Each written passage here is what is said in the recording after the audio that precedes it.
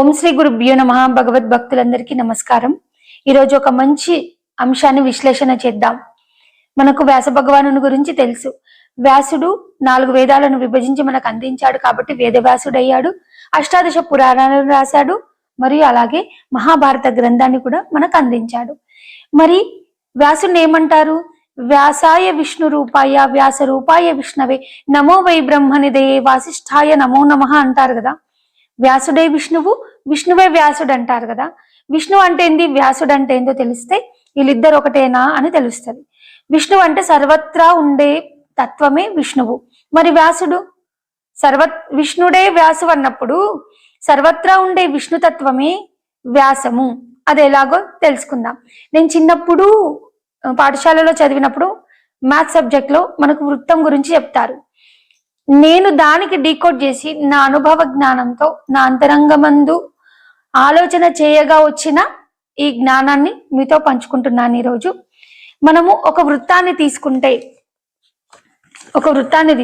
ఇట్లా ఇది ఒక వృత్తము, ఒక పరిపూర్ణమైనటువంటి వృత్తము.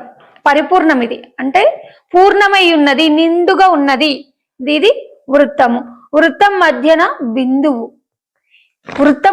బిందువు. ఈ మధ్యన బిందువు నుండి ఈ వృత్తం యొక్క కొన భాగం నుండి ఈ వృత్తం యొక్క ఈ చివరి భాగం, ఈ 2 బిందువులు, ఈ పరిధి ఈ పరిధి, ఈ 2 బిందువుల మధ్యన ఒక రేఖ ఉంది, సరళ రేఖ. ఇదే వ్యాసము. వ్యాసము అంటే ఒక పరిపూర్ణమైనటువంటి తత్వంలో ఇమిడిపోయి ఉన్న వ్యాసమే జ్ఞానము. ఇది పరిపూర్ణమైన జ్ఞానము.